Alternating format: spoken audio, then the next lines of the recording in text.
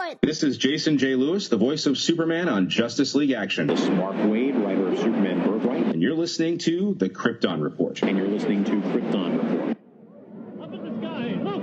It's a bird! It's a plane! It's the Krypton Report! The All Things Kryptonian podcast, including Superman and Supergirl. We discuss games, movies, cartoons, TV shows, and comics. Find us on Facebook, Instagram, YouTube, and Twitter.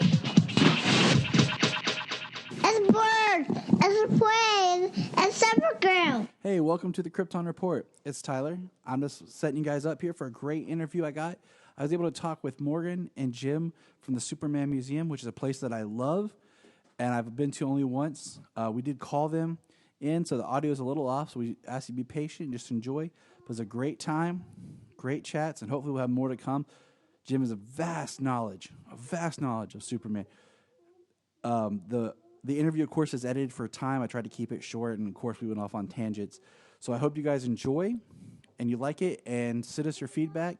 And if you haven't, go to supermanstuff.com and buy something to help support the museum since Celebration was canceled this year. All right, now to the interview. Hi, I'm Morgan Siebert. I run the Super Museum with my father, Jim Hadrick, founder of the Super Museum and Gift Store.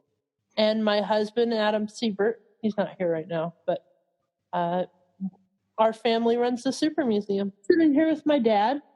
Okay. And, Hello, sir. Whoa. Morgan and Jim from the Super Museum. Well, I was talking to Sam Rizzo this afternoon, and he gets a lot of that Superboy artwork done by that guy named John. It's his last name never looks like what it would be pronounced as. It starts with an F, and I'm like, I don't know how to pronounce that. And he said it was pronounced Fint, like Kent, but you would look at it and never think it was pronounced that way. Yeah, Sam's another guy that him and I have been talking. We're going to get together and try to do an episode. We just kind of hit and miss each other. Sam's a great guy. I enjoy a phone call with Sam every once in a while. Yeah, we talk pretty often. I will let him know. I'll be like, hey, guess who I got to talk with, Sam? But, yeah, every year on the podcast, we always talk about Superman Celebration. I have yet to get to go. Last year, my wife was in school, so we couldn't go. And then this year, we actually were planning to come. We had everything set up to come. And then 2 years ago, I couldn't get out of work. They just had me working so much because we were down that I worked. I think that week I worked straight, like through almost 2 weeks straight. Well, for the weekend of this, or the week of the celebration, I usually work about 85 hours that week. I couldn't. And it's crazy. During the celebration, I work from 6 a.m. till sometimes 2 a.m. Just answering questions, and you only get to see people once a year, so it's a lot of updating each other what's been going on in everybody's lives and what everybody's watching or reading, or what everyone's little niche is with the Superman collecting. I like to talk to the collectors. And what's interesting is one of the people who always is posting on the collecting site, and Tim Gardner. Yep. I actually was going to get to meet him a few weeks back. I was going to meet him up in Cleveland. I was going to the Cleveland convention, the Wizard Con, because I was going to go meet Tyler Hoechlin, and I was going to meet Tim. And then, of course, that was right as things were starting to crack, and my wife didn't feel comfortable with us going up there. It's funny because my husband was starting to warn me about all of this. The first of the year, and I was like, I don't know. I don't think it's going to be a big deal. And then, he knew, months ahead of time. And I mean, that is, it's been something crazy. I was hoping that, I kind of expected kind of the worst for March and into April. And I was hoping that by May, June, we'd start to get back to normal, but it doesn't. For us, it's like we have an off season that lasts from November until the second week of March, And we just kind of, try to stay frugal, try to not go anywhere, try to, just pay the bills and keep things going. And then we pick up during spring break, and then we have like really good summers. And the Superman celebration is something we need every year to kind of jumpstart everything for the summer, because most of the people that come to the museum are traveling through town. A lot of them are heading, they're like snowbirds heading down from up north down to Florida, and this is one of their favorite spots. People talk about they've come with their family, and we've been open for 28 years now, and it's neat that people that say I came here as a kid That's and now I'm 28 bringing years. my That's kids. 28 years in Metropolis. Yeah. We had a mobile museum for 15 years before we came here, and we traveled all over the U.S. And so I got 45 years in the Superman museum business. Yeah. Long time. My dad's been collecting for 55 years now. Since 1959. I've been to the museum. I have.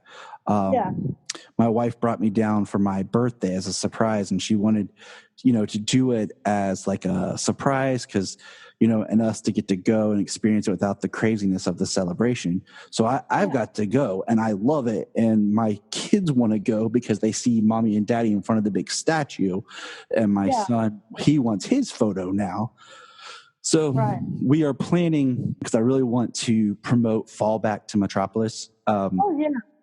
Because a couple of my friends, we were all going to try to go to Celebration, or just a road trip to the museum. And now we're kind of gearing towards the Fall Back as our time to go. What's really strange is like my dad's been in this so long that back in the 60s and 70s, there was, the Superman clubs, and people that were pen pals, writing each other letters and sending each other gum cards and stuff like that. So now to see where it's taken off to that, on the internet, you really kind of get to know everybody through social media. It's just a different world. Because I do remember people would send binders of pictures when they'd go to a convention. People would print out all their pictures from the convention and send them to friends, Look who I got to meet. See, and one thing that I will say about the Superman celebration and the museum, is you do get a sense of community among people. Like, because I'm in some of the same groups as the collectors and you and other people, like we mentioned, like Sam and stuff. It's like, you do get a sense of community that spawns from the museum. Because as the years go, it becomes tighter and tighter, our community, and people that, I met 5 years ago at the celebration are now some of my best friends. And, because we got people that have been coming to the Superman celebration for 25, 30 years. Yeah. See, and that's all. Like the Rinaldis who do the Superman Jeopardy. They've been coming for a long time. Yeah, he came up to me one day and said, we would like to do a thing called Superman Jeopardy. And we sat down and we talked about it a little bit. And that was 25 years ago. Wow. Yeah. I bet it feels like just yesterday because. Yeah, we coming here from California. I had a mobile museum for 15 years and traveled all over promoting the Superman films. So it's Christopher Reeve, and promoting Superman and anything that Superman was affiliated with, the 50th anniversary, and all the things that go along with the celebration. In as much as when you come to the museum, there's a Superman collector that's a little nuts. Yeah. Well, I want to hear your story, Jim. Like, what got you into Superman collecting? Why Superman? Like, just however you want to take it, as long as you want it, short as you want to, just, because like for me, I joke and I say I was born a Superman fan just because as far back as I can remember, I like the character. My mom's got pictures of watching George Reeves on TV, basically the early 60s. George died in 1959, so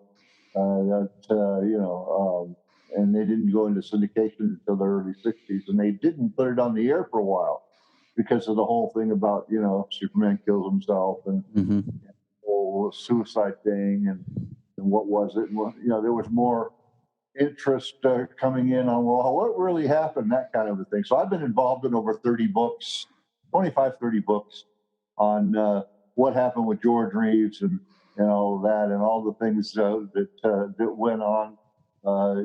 One of the most haunted houses in Benedict Canyon and Beverly Hills, and I made friends with Noel Neal and Phyllis Coates, both Lois Lanes, Jack Larson, Inspector Henderson, uh, the guy who played Inspector Henderson, Robert Payne, and then Kirk Allen called me up for 15 years, every day for 15 years. And he traveled with my museum, and traveling with the museum, he signed autographs and became a part of it. And we did that whole tour for 15 years. So, I mean, this is something that's always had longevity. I was basically able to do whatever I wanted to do with the museum. I mean, I got requested all the time in shopping malls and television shows and Geraldo and America's Most Wanted, and done all the TV shows. And so anytime we got involved with something like that, I tried to make it interesting and different so that every time they saw a news segment on myself and George Reeves and collecting Superman and so forth, that they got a different piece of it rather than saying the same thing over and over again. And the character had enough history to where we could get away with doing that. There's so much material on Superman and so much material on the guys who portrayed Superman and all the bad luck stories and the things that go along with that make for a quite interesting story. And so we stayed with that for many, many, many years. And one year, Bob Westerfield, who was the guy who made Metropolis Home of Superman, he was a professional football player. He was on the Minnesota Vikings, and he asked me to come here, and it took me 8 years to finally get here. And he finally talked me. What year was that, Dad? Well, that was '93. That we moved but he here. he was working. Well, So you planned that before I was born? Oh yeah. Okay. Yeah, I was. As far as Superman goes, yeah, we were right on top of it. And of course, 2 weeks before we got here, after 3 years of planning, 5 55-foot semi truck to load and get here, get all the material and so forth here, and Bob died 2 weeks before I got here. Oh wow! So it was tough on me because I'm from LA, and these small towns are just. It's a whole different way of life. So I had to adapt to that. I had to learn. I had spent all of my money because we were needed in merchandise and inventory and all the things that we had talked about. And it just made it very, very difficult. So for the first 5 years of being here, we really had a tough time just surviving the weekend. I had to learn what it was like to be a squirrel. Yeah. It's so fascinating. Just you talk about, the mobile museum. You're talking about. I've had in my possession several George Reeves costumes that George wore as Superman, and Christopher Reeve costumes. My contract with the Salkinds and the Superman films and Warner Brothers was every time I did a show, part of my contract was a free costume. Wow. That worked out real well because I don't know if you know it or not, but the last Christopher Reeve costume just sold for $250,000. Yes, I do know. I saw that. Costume just sold for what was it, $300,000? Well, George, what costume? Sorry, didn't hear you. Well, the Christopher Reeve cape sold for over $300,000. Yeah, Christopher Reeve's cape alone sold for $200,000. So then, once I loosened up a little bit and got to know the territory and the terrain. Remember, I'm from California, so I'm a wheeler dealer. Mm-hmm. Trader Jim, guy that knew how to get all this stuff and was very good at acquisition. And it was one of those things where if I wanted it bad enough, I'd figure out a way to get it, whether I had to trade or something they already had. I don't need, a half dozen costumes Yeah. of Reeves. So, but it doesn't mean I have to have one for the museum. And then when you're talking one, you're talking about which one? Brown and gray, or the color costume, or Mr. Kryptonite costume. Yeah, and I find the brown and gray to be just the most interesting because it's one that you don't think about. Yeah, that just sold. That just sold for almost $300,000. Wow. And so when you're talking about this stuff in reference, I mean, it's the most successful auction piece, wardrobe, television piece of memorabilia known to exist.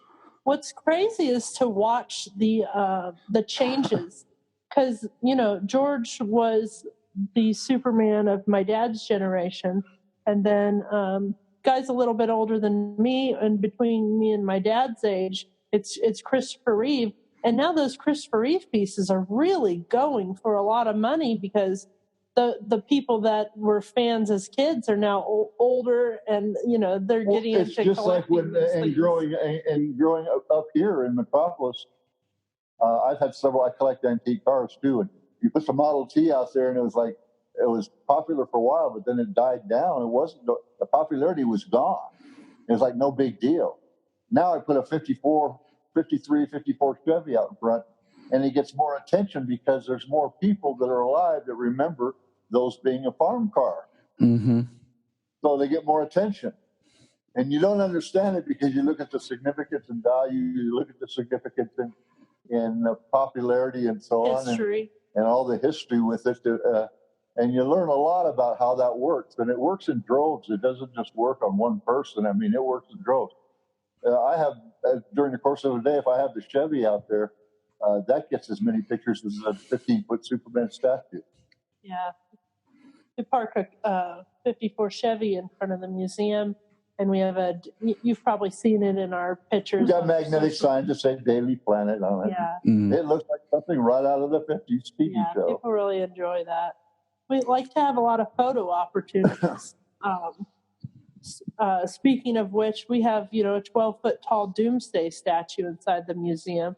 From the outside, people don't know we have that in there, but we have that, and we've had John Bogdanoff come in the museum and take his picture with it. That is what my son was really excited to see. Amongst the artists and amongst the famous collectors and a lot of the writers and the celebrities that were involved in one way or another in Superman, whether it be Superboy or Lois and Clark. Dean Cain's been here like 3 times. And on and on and on and on. There's always a headline, and we try to theme the celebration here at the museum. We try to theme it out so that we try to figure out who the guests are, and then we try to rotate some of the stuff in the museum, and that gets kind of tricky because sometimes they don't announce the guests very early, and so we scramble at the last minute once we find out who the guests are. And don't forget, I've got 150,000 Superman related items. What I find fascinating is what you just said about rotating things in and out. This is a train load, and I'm not exaggerating one bit. I mean, anybody that's been here will tell you it's amazing, and whenever they use that word, it tells me I'm doing the right thing. It is amazing. So let me ask you this, because you just said that rotating in and out. Is there a lot of items that you have that aren't in the museum on display currently? Yeah, I was talking to Sam Rizzo tonight, and I was talking about how when Man of Steel came out, we didn't really have room for, another movie worth of stuff. And then Batman versus Superman came out really quickly. So we had to downsize our Superboy section, sadly. But with Superman or Superboy, the series from the late 80s, we have a lot of costume pieces and prop pieces and items that we can't display. And then we have lots of photographs we can't display. A Dream of Mine. There's not enough room. Yeah. No matter how much room I get, I can fill it. Yeah. We would really need like a giant warehouse type building to display everything. But it works out okay. We rotate things for collectors, and we just added another room, one of the storage room in the back, and that's now huge and a lot of stuff on display there. And now we're doing the upstairs and redoing the upstairs, and the upstairs will have just as much space as the downstairs. And it's a big building. It's 7,500 square feet downstairs alone. Once we get we're doing updates to the building, new electrical, and then we're tearing out ceilings upstairs and doing all new lighting, and we have to replace windows and air conditioners and all that sort of stuff. Once we get all of that done, we're going to use the upstairs as a second level. We have to repair our elevator, and we have a lot of work to get done. But for now, we're using the upstairs room that we've been working on as an event space. So our idea would be to do movie nights, invite people that want to do birthday parties, tabletop games, different stuff, to be able to use that space. And it's all Superman themed. Yeah. Of course. And then you go downstairs and you can go through the museum and you can come back upstairs. I know Tim Gardner's going to be coming in June to do a live auction, because we normally do an auction during the Superman celebration. My dad's done an auction for how many years? 20 years? 25 years? 25. Yeah. And it used to be a big banquet. And my dad would hand out awards for, Superman fans that had volunteered throughout the year, ones that really stepped up during the celebration. They volunteer. Presentations. They volunteer and they come here and work. Ones that did news articles online. So my dad would hand out an award called the George Award. And nice. What's the George Award, Dad? What does it represent to you? Just like you said, it's a person that displays the amount of fortitude that it takes to make a commitment to being part of the celebration, whether it be emceeing this or loading this up, or these chairs need to be moved over here. Promoting it. Yeah, and then all the all audio, visual, and a lot of equipment comes in here. And a huge tent that will hold 3,000 people. A lot of the events that take place here, they're huge, and we've managed to dodge the rain just about every time that we have the celebration. So I don't know what we'd do if it rained. People that come to the Superman celebration and it does rain, they just get under a canopy of a building up on Market Street and wait for it to stop raining, and they're back at it again. They don't go home. Oh, it's Southern Illinois, so if you don't like the weather, wait 10 minutes. Exactly. Like, okay, so I'm living in Ohio. Yeah. Like we refer to the birth of Superman, because, 2 years ago, the Cleveland Museum did a huge thing, the Cleveland Library, called From Cleveland to Krypton. And they had artifacts and everything. Pictures from that, and I really wanted to. Yeah, I was in Cleveland at the 50th anniversary of Superman. And we did the parade and had the exhibition center there. And we did, 4 days of just crazy. Before my dad came to Metropolis, he was wanting to do a museum in Cleveland was the goal. It's crazy that Cleveland hasn't embraced it as much as they should. Well, you know what? It's so big. It's so big that it's so spread out that it's difficult. It's not they have as easy so many as Metropolis, things. where all of a sudden you say the doors open and they're in.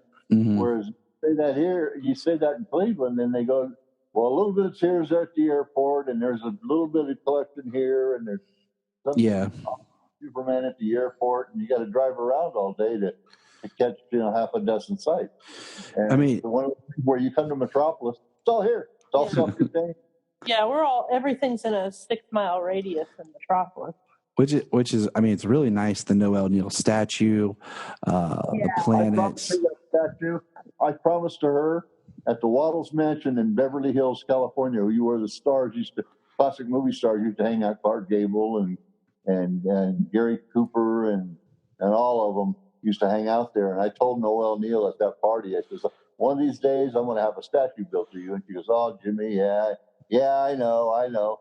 Well, when she, after her being here for 10 years and being the first lady of Metropolis and being the favorite celebrity guest. Everybody here in Metropolis fell in love with her.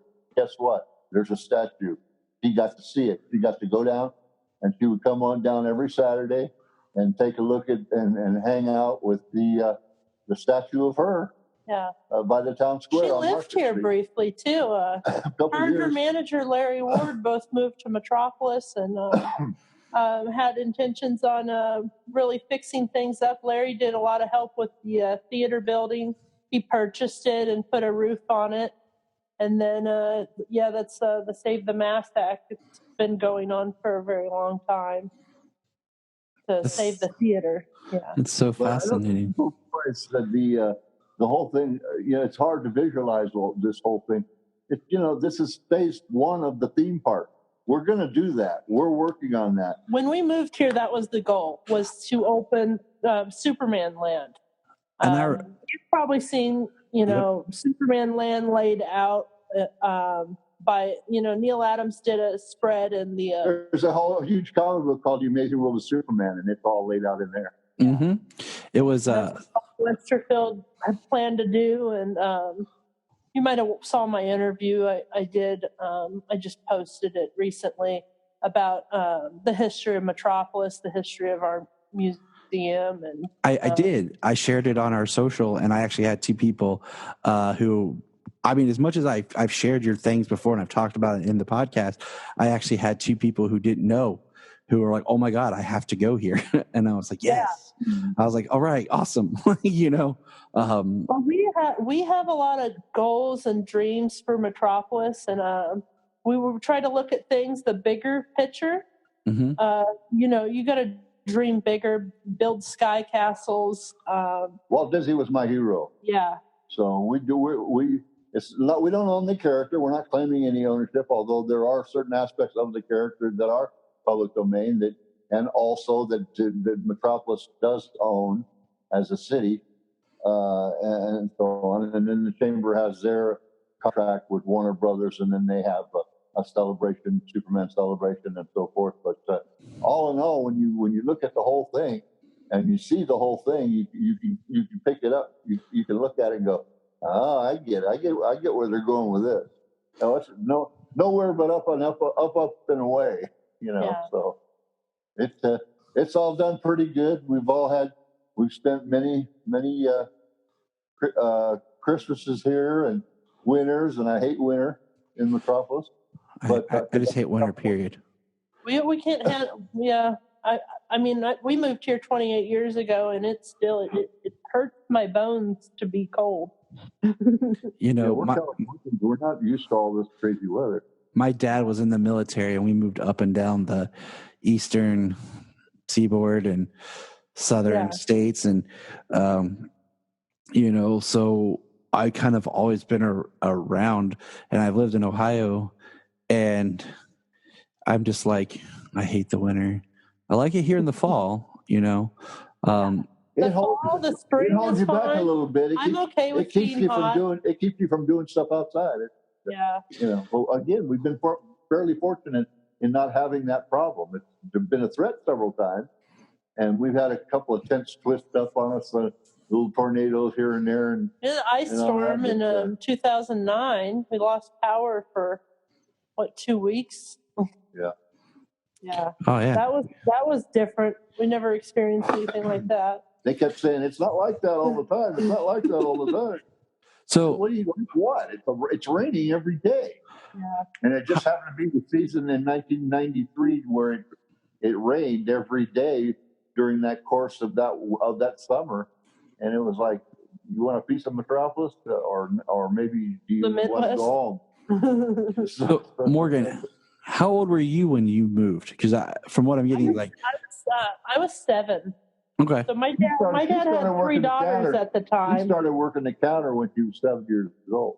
My dad had 3 daughters at the time, and my sister stayed in California with my mom, and I watched my dad do interviews at our house, and I listened to him do radio interviews, and I always just sat with him while he was doing stuff like that quietly. I was always a quiet kid when I was little, and I saw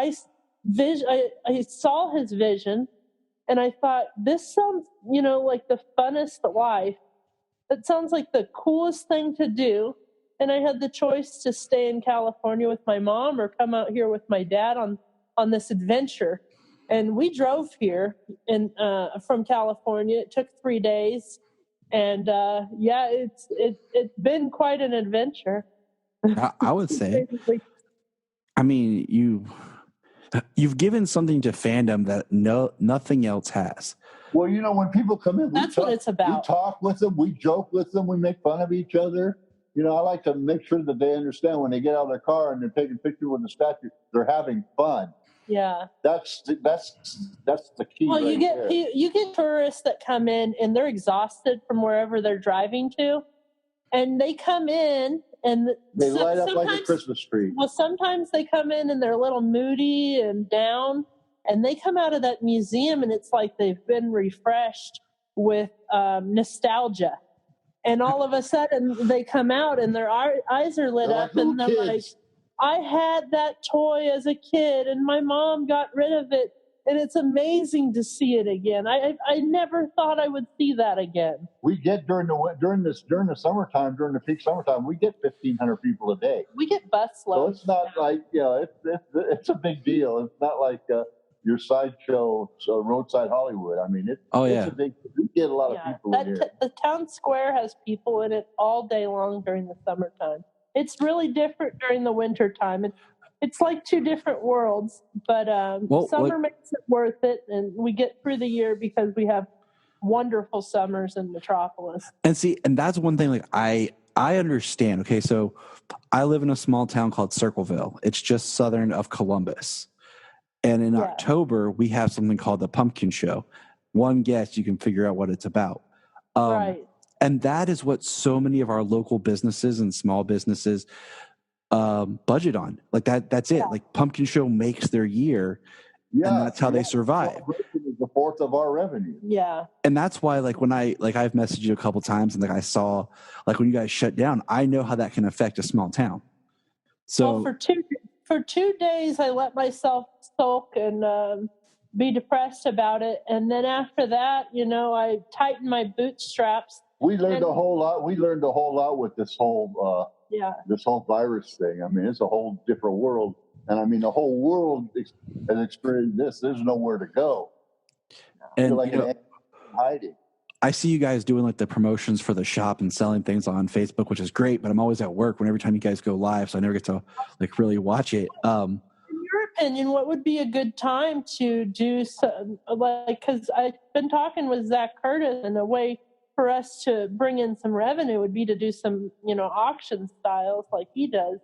I'm really impressed with the things he comes up with. He's really doing great. I'm really proud of Zach. He's a good guy, and he gives us advice because we only got 2 days notice that we had to shut down, and this is the time of the year we start spending our money on merchandise for the Superman. And here we got the mayor running around with clipboard telling us whether we can open our door or not. Weird. Yeah, weird. My wife is a massage therapist, and she's an independent business owner, a small business here. So, luckily for me, because of my job, we still have income. But for her, like that's been a heavy thing on their business.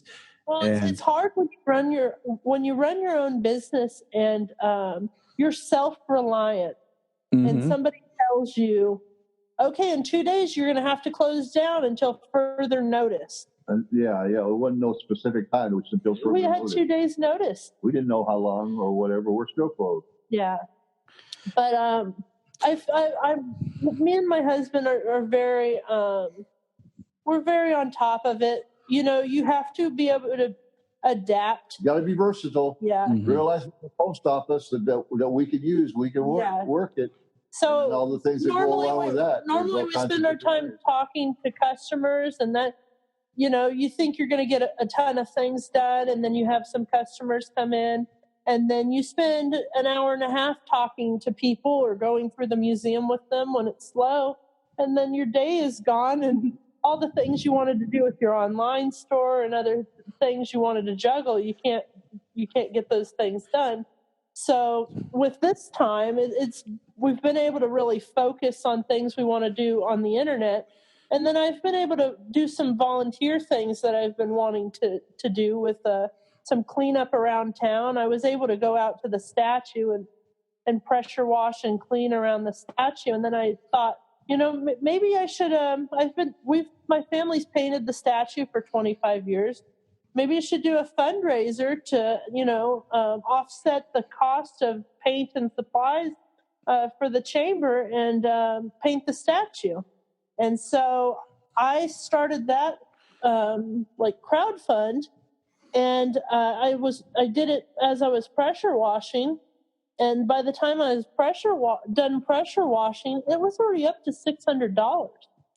I saw that. I shared it. I was at work when I saw it go live. And can you tell me a little bit about your online store? I know because like we talked about just a moment ago with online stuff and the auction stuff, I don't know personally, like if you guys promoted like when you were going to go live or something a little bit so that some people might be able to tune in.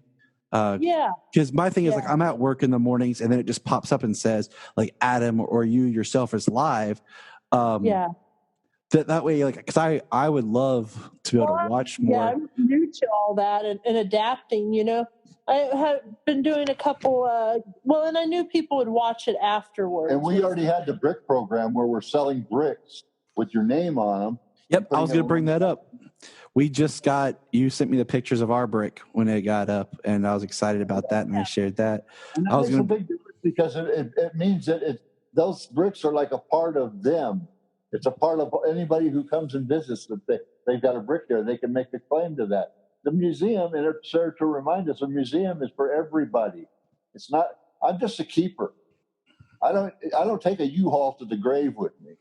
So I'm here to make sure that it gets taken care of in a fair way, and that even after I'm gone, there's remnants of the museum in a big way because nothing gets old. Well, the goal to set up the nonprofit was to be able to set it up that if something happens to me or my dad, you don't have, a distant relative come in and say, well, let's just sell everything for $1 and I just want to go live off on a beach somewhere and then everything gets torn apart. This is, my dad's life work.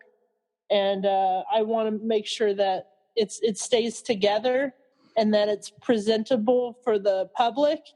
And I would like to tie it to a charity at some point. And I'm just kind of looking for... You're looking to get there. Right now, we're still in a building progress. Yeah. We're there to make it right and to make it fun. And we're going to have a bizarro land where everything works in reverse. Wings go up and down rather than backwards and forwards. And hamburgers or hot dogs and hamburger buns. Can we just not talk bizarre language? Man, that is the hardest thing in a comic book to read. That's right. So you've got all these things to work with. The characters have already been created, and we're paying homage to these characters by acknowledging their existence and testing people's memory because they get as the years go by, the characters change, and that's what makes Superman always relevant. Is every 8 years or so, they change the Superman character a lot, so that when the push comes to shove, you're looking at the Superman character. He can't change in a phone booth anymore. There are none, so he doesn't change in a cell phone either. But as he's going down, or as he's running, or jumping up, or whatever, he's quick enough to change. So he's evolved. And that's what we look at it and try to take it serious. And so that's the whole thing. You don't just have one legend of Superman. You got the legend of Superman from television of the 50s, from Lois and Clark. You've got, with Smallville. You've got all these different versions. And people can pick their favorite version of the character via, actors. And depending on, who they want. What's fun about meeting people is figuring out which version they connect to. And then you kind of start understanding them as a person. In our world, because this is our entire world. Well, okay, so for Jim, I'm going to guess that it's George. Right. Yeah. And who would it be for you, Morgan? It's so funny because it's Max Fleischer Superman. That's that awesome. was what pulled me in as a child. Studios that put Popeye out and Betty Boop, that's the Fleischer cartoons. I just really love the Art Deco style. And when I watched that as a child, the color just pops out. And, I'm a fan of Batman the Animated Series, too. Mm-hmm. And so those two went hand in hand so well. And as a child, I made that connection.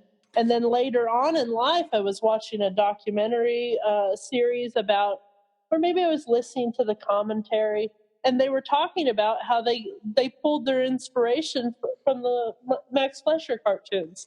Well, I was like, oh my God, it was like an epiphany, like obviously I knew that as a child. Just now discovering those cartoons they won an Oscar in 1941. The music was so theatrical. The way that Lois was drawn, I just really loved her hair. And, they had a process called rotoscoping where they would trace images of real life people. Yeah. And that's how they got And it was painted on layers of glass. And so it's just really fascinating how they put those cartoons together. And that was the first thing that I really connected to. After that, I would say Christopher Reeve. And then after Christopher Reeve, I would say Lois and Clark. Because when we moved here from California in 93, while we were setting up the museum, Lois and Clark was on television. And everyone was really excited about that.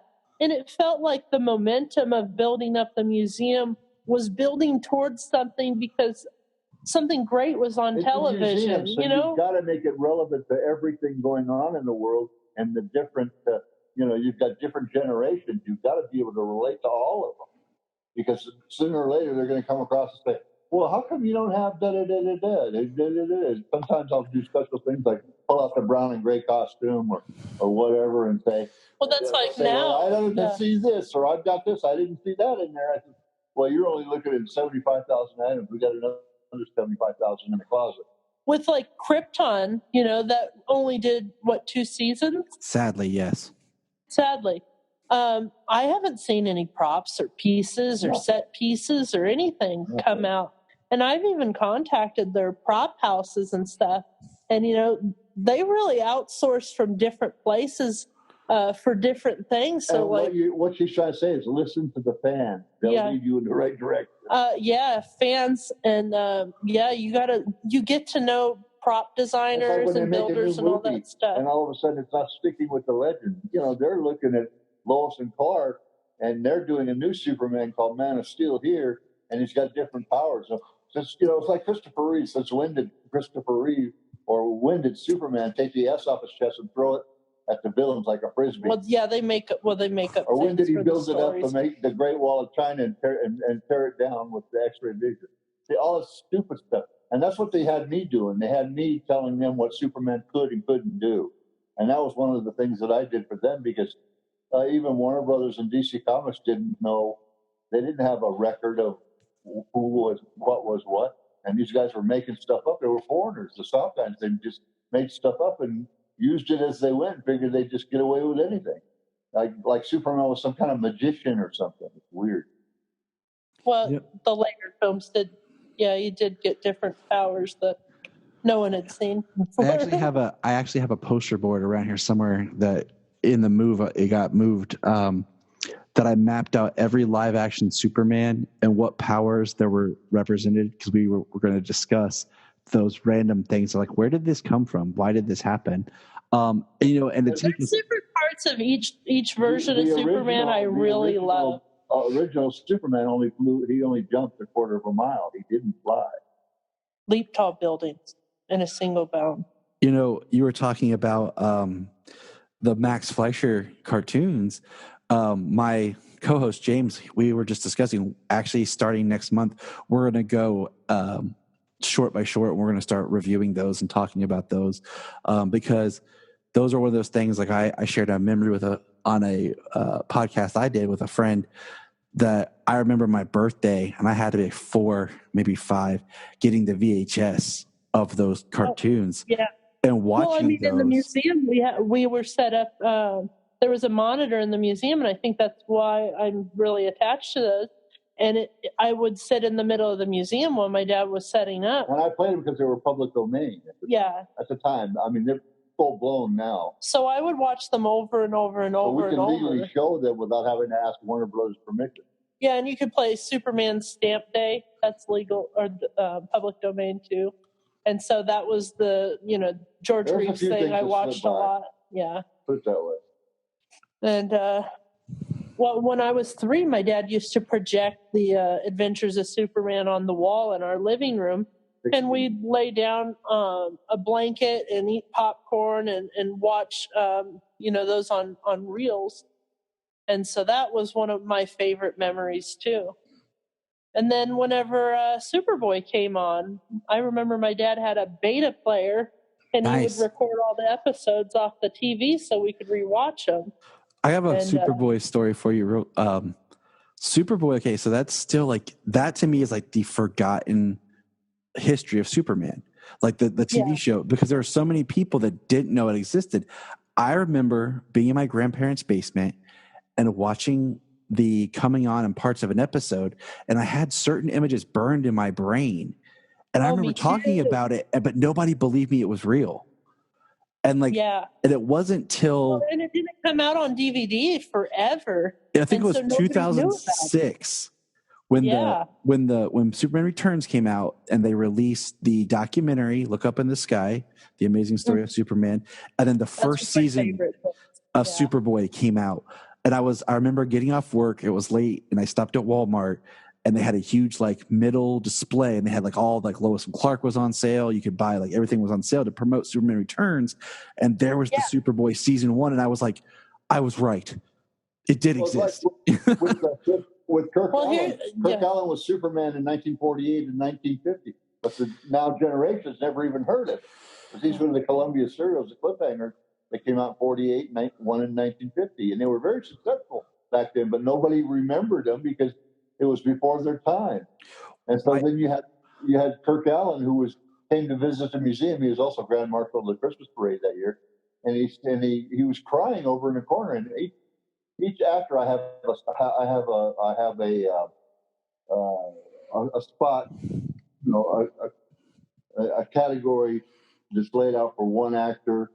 George Reeves there's a George Reeves section, there's a Kirk Allen section, there's Christopher Reeve section. And I tell you what, he sat there and he says, you've been straight with me all these years, because like I said, I saw him all the time, and he would travel with the museum. But he was very happy, actually, that we made sure he's not going to be the forgotten Superman.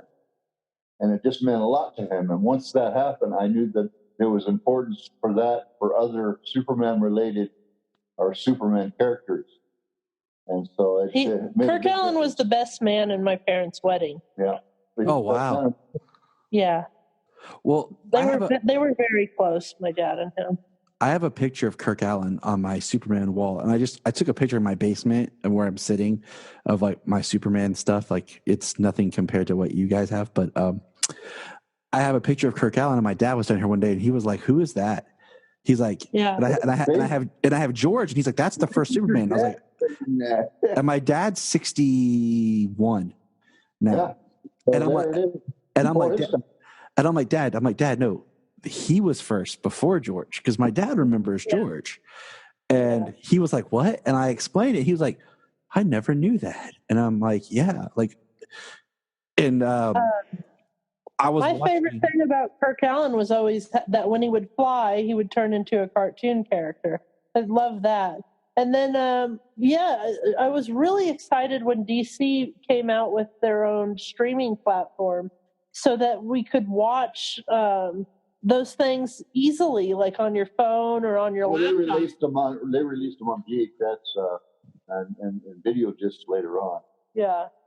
But like recently I rewatched them, and I was just like, I was tickled to death to see the costumes and things because when I rewatched them, what was it?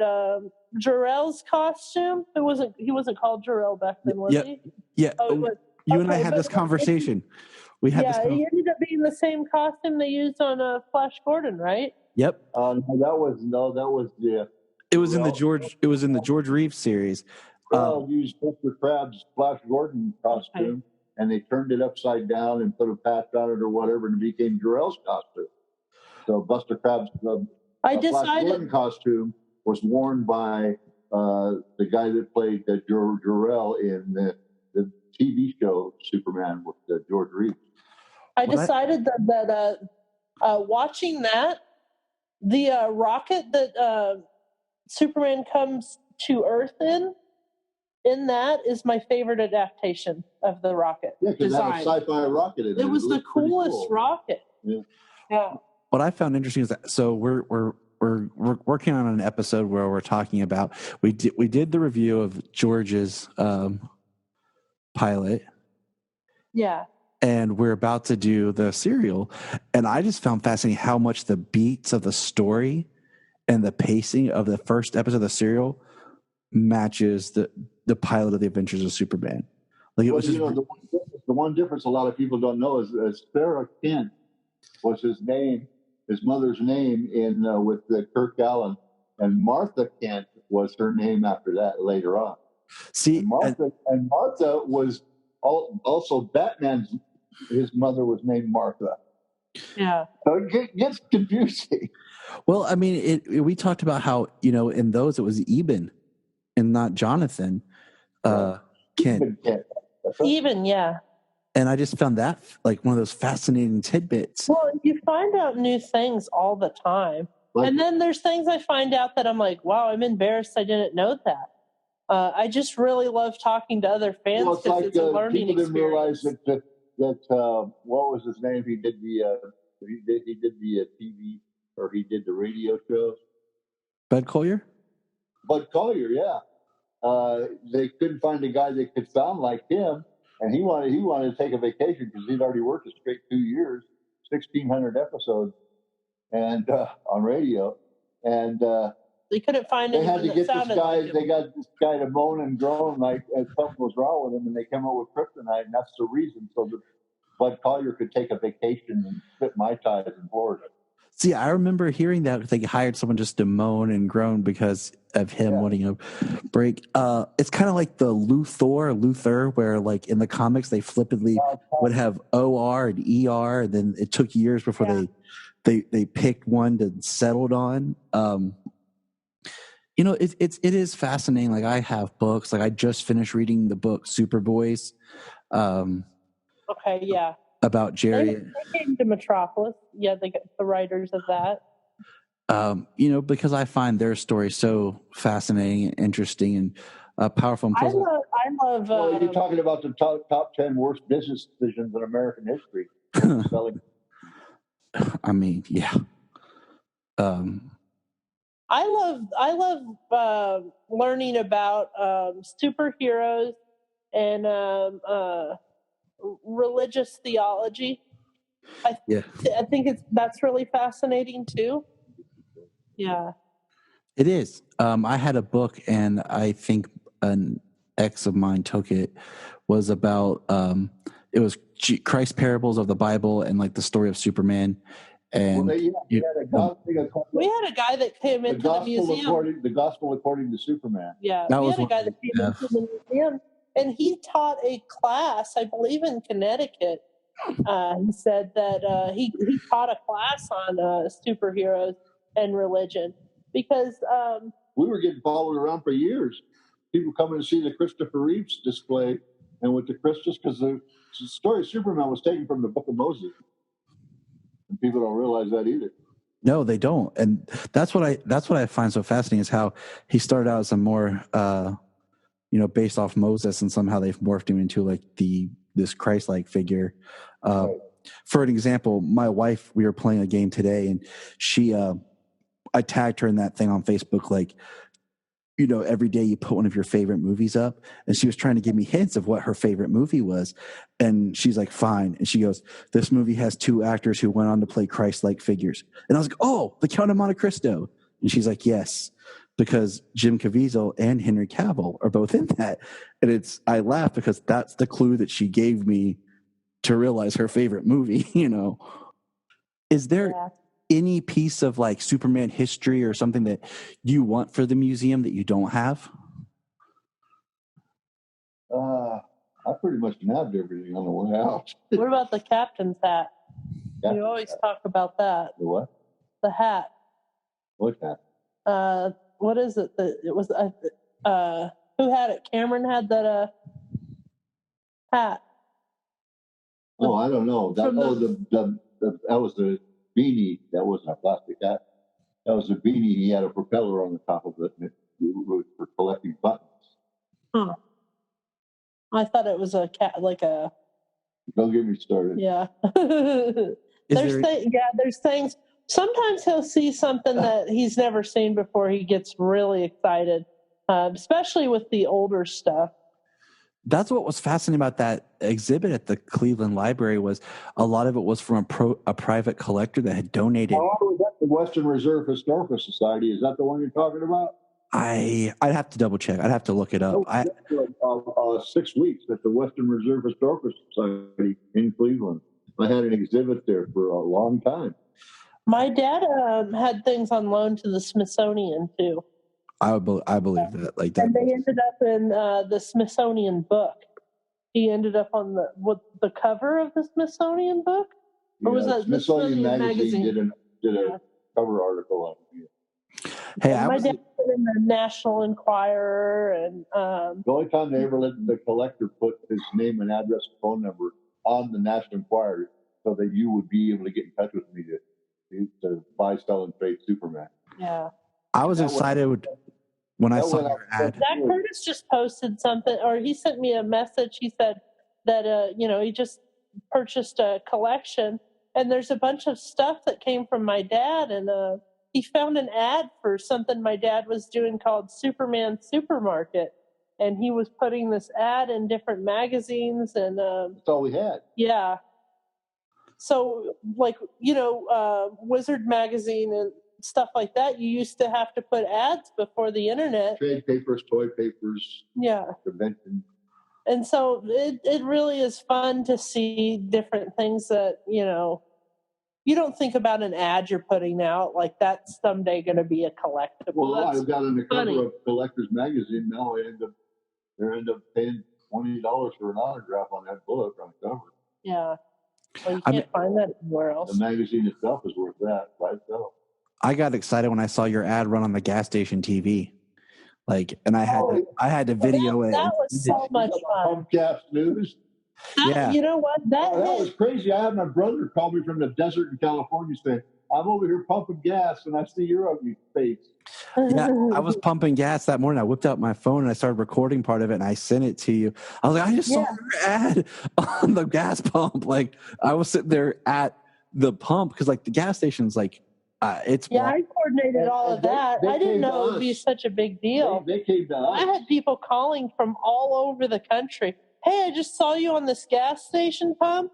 They gave us no charge. It was free. Yeah. They felt that we were the one of the businesses that would definitely get the attention and showcase to people. But they were only supposed to play it in our tri-state area. It wasn't supposed to be nationwide.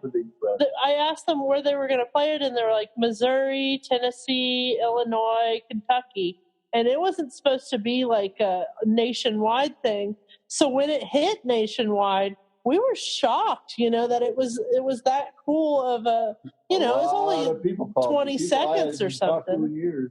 But yeah. I mean, we've been on all kinds of television shows, but for some reason you get a commercial on the gas pump, and people come out of the woodwork and go, "You guys made it! You made it!" Well, I mean, a TV station, maybe I don't watch that channel or I didn't see it, but we all got to pump gas. The second thing was Travel Channel did a really awesome segment about us, and they kept replaying it. And every time they would replay it, we get an influx of people, and it was wonderful. And then Sci-Fi came for the Superman celebration, and during Krypton, one morning I was getting ready for work. I stayed up late, so I was going into work late. So I was getting dressed and I was watching Sci-Fi, And then I hear my dad's voice, and I thought, is my dad at the house? What's going on? And, they were playing an ad for the museum for free from Sci-Fi. They just liked the museum so much that, they used it as filler between episodes of Krypton. That was great. You were talking about that.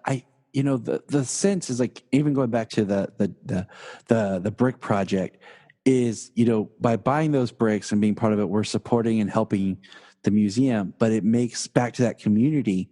Now we're part of it. We're part of the museum. Like, when I go and I get to come back, there's my name and my kids right there there. Well, and it's a moment in time.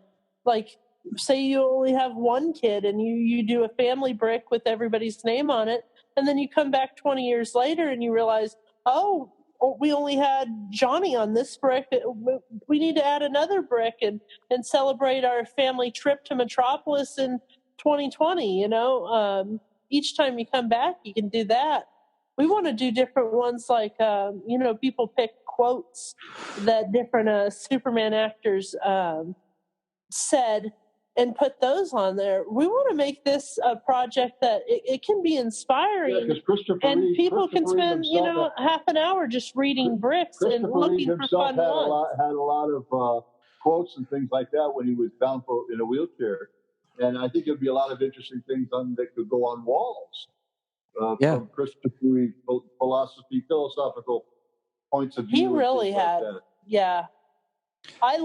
Sometimes whenever I'm having a down day, I'll look up, Christopher Reeve quotes, and they really hit home all the time. He was really inspired. He had enough time to sit there and think about it. Yeah, he did. Is there any, and I meant that all to say, like, there is a sense of community to what you're doing, and that's why I think that people want to celebrate you. They want to talk about you. They want to promote, because there's just something good, and much like the character itself, it's like pulling the good out of a compromising situation. It's like the virus. We're going to figure out a way to make it a plus. That's what I've been doing. Yeah, that's who we are. And this is the because we have this character to look to. Well, what would he do if this happened? What would Superman do? He would start trying to help people. You see a small business struggling, you can go talk to them. A friend is having a hard time being alone in their home. And you call them and talk to them. One of the things on the statue is a book open that tells everybody that comes to visit that, look, we don't worship the character, but we like what he stands for. I understand. I've had that argument with my mom before. Yeah, we won't go into that right now. We have a whole bunch of ongoing jokes, my wife and I do. Is there any guest that you would like to have that you don't have? No. I would love to have Neil Adams come, because his artwork is all over town. In a dream scenario, Terrence Stamp would be another great guest to have. I think the fans would go bananas for Terrence Stamp. Henry Cavill. That would be great. Yeah, he ain't been here yet. I think he's in that. Give it some time. Yeah, it's going to take a while. Yeah. Well, they all of them go out and retire and say, that'll be the last thing they do. Well, we thought this year was for sure going to be the year that Tom Welling came, because he's been doing a lot of conventions around the country. They all end up coming and Michael Rosenbaum has been here, and him and Tom, they do those Smallville nights, and we thought, gosh, if they could book them and we could do the Smallville nights in Metropolis, that would be an amazing experience for all the fans. I just had, back in October, I got to meet my family. We have our picture with Tom, Michael, and Laura from Smallville. Yeah. And my wife's basically, every year she tries to get me to meet a Superman actor. And this year was going to be Tyler. My name Tyler, his name Tyler. Yay. Yeah. And then that fell through. So we're hoping that before the year's up, I'll get to find a convention to meet another one, because 2 years ago I got to meet Dean Cain. he got to come in the museum. We had a really special experience. I had because normally they keep his them. first pair of boots that he wore as Superman that laced up. And he says, well, how did you get this? I only had one. They normally keep the celebrity guests so busy that they don't even get to visit the museum. It's like, the Saturday, it's one day they work them all day. They're doing autographs. They go do the statue picture. They do the Q&A, go do more autographs. But for when Dean Cain came in, we had Sci-Fi in there, and he finally got to come in and see everything. And he was blown away, and he said, they didn't let me keep any of this. He said, I tried to take a tie home. I tried to take jackets. And here I am sitting there with a dozen ties. Yeah. You're like, hey, that's your shirt over there. Yeah. And you could tell, like, how genuine he was, that he lit up seeing all that stuff again. He was like, oh, there's the wedding dress. He was excited to see all that. I have a picture that I found of Dean Cain that's really like, I'll take a picture and send it to you. Maybe you can tell me a little bit more about it. My wife found it for me, and I was telling Dean about when I met him, and he was like, oh, I remember exactly that day, because it's like it's all white and it's draped, and it's like they shot him upside down just testing something. And he was telling me, he was like, I remember doing that. And it was just so cool because it's just such an odd photo I found. Was it a flight test? I'll take a picture of it and I'll send it to you. To keep his cape out of the way, and it would just kind of hang, and then they had a wind machine blowing the cape, so it was free to flutter, and that's how they did it. Town of Hollywood too, which is a 40,000 square foot museum that we're working on right now too. We'll do another interview about that. I was sad when I came. Because I came in February, and when I came in, my birthday's in February, and that it wasn't open, and I vowed to come back and What's to your that. Birthday? It's February 12th. Oh, okay. Mine's the 5th. That's my parents' wedding anniversary and my aunt's birthday. Oh, awesome! Cool. So I have a whole. Then you'll remember my birthday. I will remember your birthday. My grandma, my dad's mom, is the 16th, and my mom's the 18th of February. My sister's the 21st. Yeah, we have a lot of birthdays in that time of the year for my family. It's just my family. What's funny is most of it's like September and February. Yeah. So what I just kind of want to wrap up a little bit here, and I'd like to just talk a little bit about your online store for me, and talk about the fallback to Metropolis, and if people want to support and help out, in this time where you guys are kind of, suffering a little bit because. Okay. Yeah. I'll go into that. Okay. So our website, you can buy anything from our physical location it's online. All those who want to see us squirm during these tough times. Our website is supermanstuff.com, and everything that's in our gift shop is online. And if there's something that you've visited our gift shop and you don't see online, just shoot me a message either through Facebook, or you can call our phone number. It's 618-524-5518. My email address is supermanmuseum@gmail.com. You can get a hold of me really easily. I always have my phone on me. I do a lot of the social networking.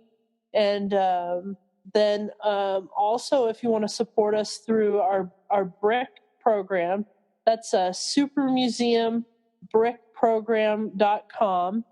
And you can buy a brick, and it usually takes a couple months to turn around and get in the sidewalk. And those start out at $100, and you can buy a mini brick, or you can get a certificate. You can get different sizes of brick. They go from $100 to $600. And you can do logos. Say you have a podcast and you have an official logo, you can get your logo put on a brick. They do custom engravings. And I just did a really fun one because I do graphic design work too. And I did a fun one for Nashville's Dark Knight. He's a really good friend of mine, a really sweet guy, Adam Prince. And I did a logo brick, and it turned out fantastic. It's a bat symbol, and it says Nashville's Dark Knight on it. And that was fun. And then I'm talking to Sam Rizzo about doing a Superboy Legacy brick, because that's what he's going by on, social media, and his new website he's building up for Superboy. Yeah, we're really excited about his Superboy website and talking more Superboy with him, because, like I said, like that's still kind of more I'm discovering, because it was always like the lost Superman like error. He's so enthusiastic, and he's so positive, and his energy is always good and uplifting. I really love talking to Sam. He's a great guy. Well, it was good talking to you. Well, thank you. It was good talking to you guys. I have wanted to do this for a while, but it's just, you're busy, life, and I just really wanted to kind of anything I can do to help out. And do you guys have the date for Fallback to Metropolis yet set? Oh, yeah. It's going to be October 2nd through the 4th. Was going to get on my computer and put a announcement together, but we have Jerry Lawler coming for Fallback to Metropolis as a guest. Okay. He's our first official guest, and Tim Gardner is going to be helping put together like a mini con for that. Yeah. And then also I did say that Zach Curtis is doing the Facebook auctions and things like that. Zach Curtis is going to be coming into town and doing a live auction where you can bid in person or you can bid through Facebook. I'm not really sure about how that's all set up, but he's preparing himself and learning how to do that right now as he's been doing his Facebook Live auctions. And then the Rinaldis want to do Superman Jeopardy during our event. It'll probably be a smaller version because everybody that comes for the Superman celebration really just loves to get together.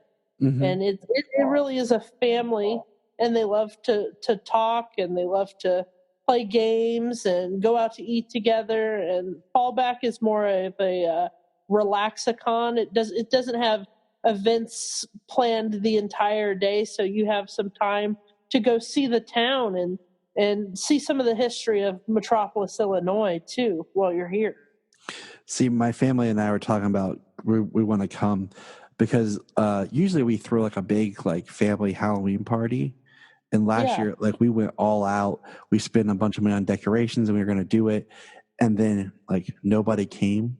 They all just kind of bailed. And then the few that did, they weren't here very long. And my wife and I were like, next year let's take a trip. Yeah. And like get away. And then because of Celebration being canceled, we decided, hey, you know what? Let's just kind of combine the two and head down. So that's we are planning to come down for that, and we're excited. So what's fun about Metropolis is, we have Fort Massac State Park, and so we were talking about Lois and Clark. Well, Lewis and Clark came through Fort Massac State, or our Fort Massac in town, and so there's a cartoon. It's a comic strip, and it was Superman running into Lewis and Clark, and I always share that during the week of the encampment for Metropolis. That's because cool. It's kind of funny that we have that tie there. And then another interesting fact about Metropolis that maybe people don't know is that the Birdman of Alcatraz is buried in Metropolis. Oh. And the guy from The Longest Day that hung from the church steeple after he parachuted out, he's from here too. And then we also have the longest largest single-span train trestle in the world. Yeah. Guinness Book of Records. Yeah. So there's a lot to see. Yeah, if you look out, if you go to the Harrah's parking lot and look out, you can see the train bridge.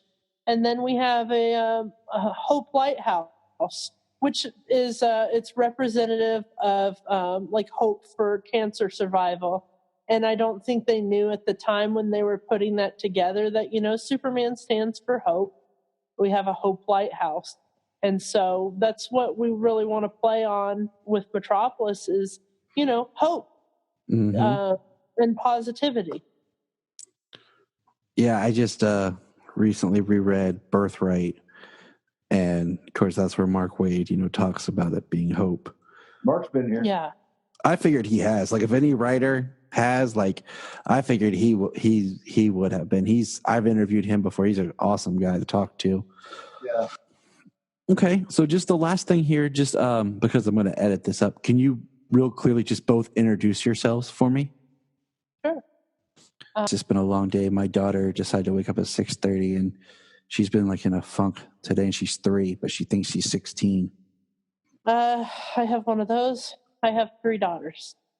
So One's 12, 8, and 4. my son is 5 and my daughter is 3, and they are something.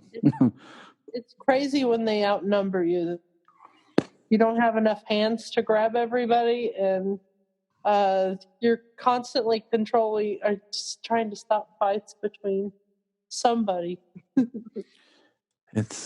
So they wore me down. That's why, like, I was sitting there on the couch, and you messaged me, and I was like, "Is it too late for you?" I'm like, "Cause I'm still good." I'm just like, I looked at my wife like, "I'm gonna go do this." She's like, "Go for it." I'm like, "Yes." Especially when you said your dad was going to join us, I got really excited. Yeah. Focus more, like, my biggest thing is the George Reeves, Kirk Allen era, because that's the forgotten era that a lot of people are losing. That's where my dad is most knowledgeable, because that's the stuff he really got into whenever he started collecting. And then he did a lot of stuff with I'm sure you've heard of John Field and Chuck Harder, and a lot of books were worked together, and my dad's assisted on dozens of books. And then he's credited in the movie Hollywood's Kryptonite, right? Is that what it's called with Ben Affleck? Hollywoodland. Hollywoodland, sorry. If you look at Hollywoodland, I got credits on the it fades to black at the end of it. Uh-huh. I got full credits for the museum and myself on there. Next time you take a look. I will. I have that around here. Okay, yeah, just pay it to the end, and then you'll see. I haven't watched it in several years. I need to rewatch it. It's fun to see that Ben Affleck has now been Batman, Superman, Daredevil, and Phantoms. What I thought was funny is you were talking about the serials. Like, I have the Batman serials that I found on DVD for $5. Like, but the Kirk Allen serials were so hard to track down. I've never watched the Batman ones. They're good. And what's fun is, I never watched the old Captain Marvel stuff, and I really want to watch that too. But there's so much to watch now. There's so many superhero TV shows. And that's like why I love the DC universe, because like you were saying, like, I can watch it when I'm at work on my phone, and I've been slowly rewatching George's. It's fun because if you're doing computer work, then you just kind of listen. You don't have to watch the whole thing, and if it is fascinating enough, then you go home and rewatch the episode, or I like documentaries about comics. I do too. I'm taking an online class on documentary video editing, and cool. And I had to watch one and talk about like subject matter. So I rewatched, because I hadn't watched it like in 2 years. I watch at least once a year, the Superman documentary, and I had it with my wife, and we watched it, and she even said, like, Up and Away, or the amazing story of Superman. What's crazy is we had that for a really long time, and I had never really like watched it with full attention. And then it came on one time on HBO when I was feeding my oldest daughter, and I couldn't find the remote. And then I watched the whole thing, and I was like, wow, you know what? This is the best documentary in the world about Superman. Like, I really love it. It's a great documentary, period. Like, that's what my wife was saying. I started buying them wholesale, and now we sell them out of the gift shop, and it's one of our number one sellers in the gift shop, that documentary now. I love tell it. everyone, because people come in and they go, I don't think my grandkids know who Superman is. And I go, well, we have this, and it'll tell the whole story. Well, I think it needs to be updated from 2006 on, though. It does. I wish they would do an updated version. Because there's been, let's see, Man of Steel, Batman versus Superman, Justice League. There's been Supergirl TV series, the Superman upcoming TV series. Action Comics 1000. You have the New 52. Yeah. Smallville ended. You know, after that was done. And then you've had, I mean, just in the comics completely, you know. Krypton, Supergirl, the crossover, there's a lot to cover. And I just, you know, I feel like it is a great documentary, and there, like you said, there is so much more, and it's still going, like, you know, changes with the character. And what was another one? Robert Kirkman. Oh yeah. Comic? The Did comic. you watch that? I didn't watch, but I bought the Jerry Siegel and Joe Shuster episode. Oh, okay. Because the whole thing is fabulous. I really love that. I loved that series, and I don't ever watch a lot of live TV just because I'm usually busy, and a lot of stuff I just watch when I can. But that was a great, here it is, Robert Kirkman's Secret History of Comics, and I bought the Trial of Superman episode, and I watched that with my wife because I was just telling her, like, just everything they went through. Well, people don't really. And then, Drunk History, the episode about Superman versus the Nazi, or not the Nazis, the KKK. That is the funniest thing I've ever seen. Drunk History version of that. Did you ever watch I have not watched that. I gotta see that. It's really good. Did you ever watch the was it Batman and Me on Hulu? The story about Bill Finger? I haven't. I did hear about that though. That is that's another really great documentary to check out. You should check that one out. I mean, I know we're talking Batman here, but you know, he's still cool. He's okay, you know. I mean, growing up to be a rebel, I told my dad that Batman was my favorite, and now my 4-year-old does that to him. You know what? Batman's better than Superman. She comes in to the living room and he's watching TV, and she'll come up to him and just say that to him. See, my son, he used to say it, but now he's come around. He'll be like, I like Superboy. But my son has a love for Doomsday. Like, that's why, like, he really can't wait to. That I meet that really love Doomsday. I showed him a picture of the Doomsday statue you guys had, and he's like, I want to see that so bad, Daddy. And it's hilarious. I'm like, son, you kind of scare me how much you love Doomsday. That's happened a couple times. I've had a couple little boys that have really gone bananas over Doomsday.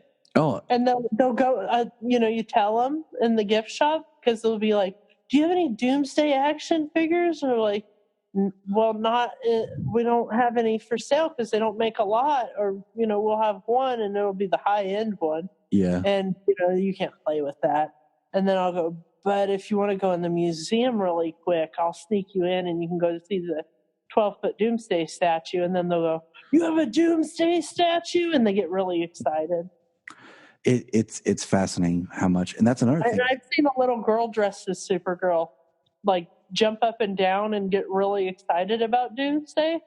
So I don't know. Some kids really love villains.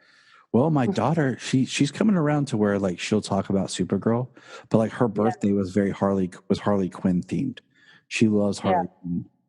Well, my favorite version of Harley Quinn is definitely Batman, the animated series. Oh yeah, where she came to be. That's Suicide Squad and all that. That's not my Harley Quinn. I want to see her in the jumpsuit and all that stuff. That's why I'm gonna have hopes for the Suicide Squad. But so I've shown my daughter the cartoons and stuff before, but she was 2 and she's 3 now, and so a week or so ago we watched the episode of the retitled Batman Adventures. It's the one with Supergirl, Batgirl, Ivy, Harley, and Livewire. The superhero girls. And it's the one from the old series from '97. Oh, okay. When they changed the animation style. Oh, okay. Yeah. And she sat down, and I shouldn't to her before, you know, but she sat down and did not move and watched it with such childlike glee, seeing Harley and seeing Supergirl and Batgirl. And it was just one of those things like, oh, you've watched this before, but like she never really paid attention. And she was just, with so what we do, thrilled. it's like, you know, kids always rebel and they never want to do like whatever their parents do. So sometimes you find something that gets them hooked. Like I like to watch Teen Titans Go with my kids, and then they get attached to the characters through that. And then I try to like, okay, well, I took all the Superman the movie or Superman movies with Christopher Reeve. I put them all in our car and we went on a road trip and they watched all of the Superman movies and then they rewatched them and now they really love Superman the movie and Superman 2 and everything. My kids just rewatched the Teen Titans Go versus Teen Titans movie because I get such a kick out of have you seen it? I haven't seen that. Okay, I don't want to spoil it then, because the ending is so hilarious, and my kids just got such a kick out of it. But even you're talking about updated stuff. I was just sitting there thinking, Titans, the TV series, has a new version of Superboy. They did the new Death of Superman animated film, which I love. That is actually my favorite. So they're going to be. Well, I don't know. I got contacted by DC Warner, and they're using the picture I took of John Bogdanoff in front of the Doomsday statue. They said, hey, we found this picture on your social media, and we're doing a documentary about the death of Superman and Doomsday, and we want to use your picture. And I don't know if it was ever released or anything. But yeah, it's the first time I had ever had, for me, Morgan, had DC reach out to me to use something that I did in part of their documentary. I was so excited about that. That is exciting. That is very awesome. I watch a lot of different stuff, and the stuff on DC Universe. I was watching their little show they have on there, and it's like, God, I don't know who to contact to reach out and get on that show and bring some costumes and kind of talk about the museum with them, because I really want to be included. And I've always been kind of shy and behind the scenes, and I'm trying to push myself out there, and doing stuff like that or something with Kevin Smith would be amazing. Has Kevin Smith ever been to Metropolis? I was told he came in like 94, and he wasn't really famous, like that famous back then. And so, he might be someone you could reach out to come one year, just because he's directed episodes of Supergirl. Well, I went to one of his live podcasts in St. Louis and went behind the building and got him to sign our copy of Superman Live, the script. And I told him come to Metropolis. I gave him a T-shirt and stuff. But yeah, I think he just meets a lot of fans. But I would beg him to come for the celebration because he's tied to so many projects. And he's probably going to end up taking Stan Lee's place in the convention circuit when he gets older. Yeah. As far as being one of those beloved fandom icons. Have you watched the Death of Superman Lives What Happened documentary? Yeah, I'm good friends with Holly Payne, the producer of that. Yeah. And when I went out to LA, I went and spent some time with her at her house. And John Snipe, the director and the guy in that documentary, sadly, him and Holly were together for like 17 years, and he had a stroke suddenly. I met him, I think it was 2 weeks before he died. I met him. He was here in Columbus for WizardCon, and I walked up to him, and I talked to him, and I could just tell that he just seemed off, that something was wrong. And I want to say it was either a week to 2 weeks after I met him is when he passed. I think he was just a workaholic. A lot of stress. He seemed like a really cool guy from everything I've seen, you know. And then, like I said, when I met him, He was a really cool guy. Him and her came through the museum, and actually, I'm the reason they came for the celebration. I suggested them, and the chamber reached out to them, and I was like, "I'm the reason you came because I've been wanting to see anything on, Superman Lives my entire life. It was like that project. We thought something was going to happen, and then nothing happened." And it was really upsetting, and it was a great mystery why. And I was like, I've watched your documentary like 6 times already. And he's like, wow. Like I was crazy because I really fangirled out on him. And then he went through the museum with me, and then he fanboyed out in the museum, and then we connected on social media, and I've stayed in contact with Holly ever since all of that. And then she gave me one John Schneip pin for the museum, the silhouette of his head. Mm-hmm. And Kevin Smith was wearing that during a podcast thing. And then she gave me a big cutout of his head. And, Holly's been having a hard time with that. So sometimes I take pictures of John's head, like at the cutouts and different stuff like that, and send it to Holly. I really love that girl. She's awesome. That's really cool. Like, that you have that connection and stay in touch with her. It's a great documentary. And I remember when I first saw the trailer for it, I was over the hills excited about it. And now I didn't have a big social media following when that came out. We only had like 2,000 followers on our Facebook, but I shared it and shared it and shared it and shared it because I was so excited about it. And then the footage they got and the interviews they got, like that's unheard of that you would get an interview with Tim Burton. And then what's his name? John Peters. Yeah. With Tim Burton.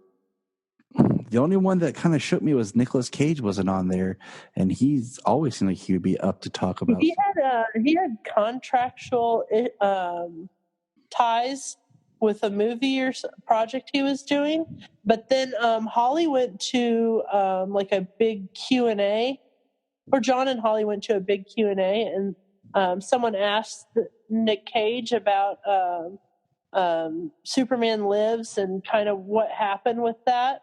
And Nicolas Cage goes, well, have you seen the documentary, The Death of Superman Lives? And gave him a big shout out. And then, like, I saw someone else was filming from far away, and John and Holly both stood up and went, yes, or something like that, because, it was really exciting that he shouted out their documentary, The next one that I'm interested in is they're starting one about the George Miller Justice League Mortal. There's a guy, I can't remember his name off the top of my head. I've seen him post stuff where he's gathering interviews and pictures and making a documentary about that failed Justice League movie that would have been out in 2007. So wow, that's going to be an interesting one to keep an eye out for. But, yeah, it'll be on the next. It would have been cool to see, Henry Cavill do another Man of Steel movie. I hope. I don't know.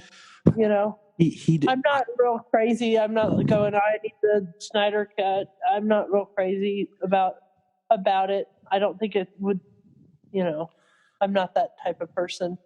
I would just enjoy to see, because there's so I'd many like to photos. see it, but I'm not going to get mad if I don't. Like, I watched Zack Snyder did a live Q&A, or not, a live commentary for BVS on his social media, and that was cool to watch him talk about it and everything. But I think Henry deserves at least another round at the character. And I mean, I loved Brandon Routh in the crossover as, Superman, and seeing him again, and that was amazing as well. I didn't have any major complaints about Justice League being kind of fun, though, because honestly, I really think they need to return to making these movies for kids. I think that's where Marvel is really doing a good job. is they're considering that children are watching the films. And then DC is kind of going in the direction of, well, we need to please the fans. And then they're forgetting that, the fans are little kids, and what you're tying to making these movies is connecting with children and establishing like a ground floor for that kid of the standard of what superheroes are going to mean to that generation of children that the movie's released in. Thank you. Like people that grew up with Superman the movie, they have this bond with that movie and are very tied to that movie. And I have favorite movies, Goonies and Hook and stuff like that, and I'm just really tied. Well, I agree with you because I got in an argument with somebody online because I said, I had hoped that when they did the Stargirl TV series, they would kind of do it as a family-based TV series because everything that DC Universe is doing that they're creating themselves is all adult content. Well, I wish they would just bring back primary colors. It's like I want to hold up a sign, bring back primary colors, because everything is so dark burgundy and dark navy blue, and I always thought like if I was going to shoot a Superman like movie or TV series, what I would purposely do would be to desaturate the colors of everyone else and enhance his colors because he's supposed to pop. He's supposed to stand out, and the idea of showing a darker world where this bright image kind of shines through it. If I could do a TV series on Superman, I would base it on like all the crazy storylines from Silver Age comic books. Well, I had the conversation I was recording for a Smallville podcast the other day of how much stuff in Smallville is like feels very Silver Age, just how crazy some of it got. It could have gotten crazier, but still, like just some of it, you're just like, this is really out there. Well, I loved all the Meteor Freak episodes and stuff like that. But I'm completely behind you, like DC, like you said earlier, you watch Teen Titans Go with your kids. The only thing they have right now for kids is what Teen Titans Go and DC Superhero Girls. Yeah. And every other content that they create and put out is for adults. And like my kids want, like my daughter saw the Harley Quinn cartoon image. I was like, oh, a Harley Quinn cartoon. And I'm trying to explain to her, you can't watch that. Yeah. And I have tons of, before, DC Universe, like I have a bunch of everything on DVD that I show them and we watch and stuff like that. But at the same time, it's like, I want my kids to have this love for these characters like I do. Well, their own version of it. Exactly. That's like what's, Crypto Superdog. It was short-lived, but whenever that was on the air, the toys were really hot. And now some of those toys are really valuable because they did small toy lines and it didn't last too long. And people really loved Crypto and all the animals. They should maybe do a show just about all the animals. There was a movie in the works. My Little Pony, There's a movie in the works at Warner Brothers Animation. I think it was slated for next year, but it's kind of been, who knows now, that was supposed to be like the super animals. It was going to be Ace the Bat Hound, was Crypto the super dog and stuff. I'd love to see Comet and Bippo and what's the other one? What's all the super animals, Dad? Yeah, Streaky. The horse, Comet. Because those are the toys that really kids really love. I mean, that's the thing. Yeah, like you said earlier about like my son was in love with Doomsday. I wanted a Doomsday toy, and everything's so high end collector's toys for that. Luckily, I found the Fisher Price Imaginext line. Oh yeah. Doomsday. I found that for him, and I got him that, and he. I think they could have made that Doomsday a lot cuter. Yeah. They should do a plush, Doomsday plush. They should. I mean, my son also loves Bane, and you know how hard it is to find a good Bane figure that he can actually play with. It's not like, I love Bane. He's always been one of my favorite characters. My kid always picks the obscure characters. Like he's now on a big Killer Croc kick. I'm just like, man, son, you can't pick the ones that are easy for me to find. Yeah, and you don't want to take out of the package because the toys end up being rare. Yeah, I found him the Killer Croc, the small, I think 4-inch figure for the new toy line they just launched, and I got that for him, and he was excited. But Then he'd really love the Americana because so we have a secondary museum, the Americana Hollywood, and we only open it for special events. And we have a Justice League room there, and we have all the Imagine X play sets over there. And then we have, because my dad collects Superman, he's a completist, and he likes to collect the entire toy line of a figure. So instead of just buying the Superman for years, he's just been getting the entire toy line. And so at the Americana, it really showcases, not just Superman, but the entire Justice League. And wow. We haven't really kept that place open consistently because it's such a massive museum. It's 40,000 square feet. And it's just too much to keep all the lights on in the off season, but it'd be fun to get it going and get like miniature golf and stuff. Yeah, we should have that place open for fallback is the goal. I have to do a couple of roof repairs, but he'll love that place if he likes Imagine X and all that. Oh, they do. They both do. I mean, that huge bat bot that came out recently? I found a lady was selling one on Facebook because I could never find it in stores, and I got it for him, and he loves it. Well, it was great talking with you. I feel like we could just keep chatting, but you got a life, and my wife's probably wondering if I'm ever coming back upstairs. So, all right. Yeah, have a good night. And that's it for this part. Like I said, we had to edit some things down because we kept going for a while. And I hope you really enjoyed the conversation because I know I did. I really love talking with them, and I really look forward to more conversations. Jim in the podcast offered a chance to call back, and we're going to talk maybe here again soon and focus more on the Kirk Allen, George Reeves time because it would be really awesome to just talk about that almost forgotten era of Superman. And once again, in the links and the notes to the episode, you'll find all the links to the things that Morgan was talking about. So please get online, support the museum, and if you can't make it out there, do what you can. It's an awesome place, and we're all struggling in these hard times. And remember, look up in the sky. Look up in the sky. Look at the sky.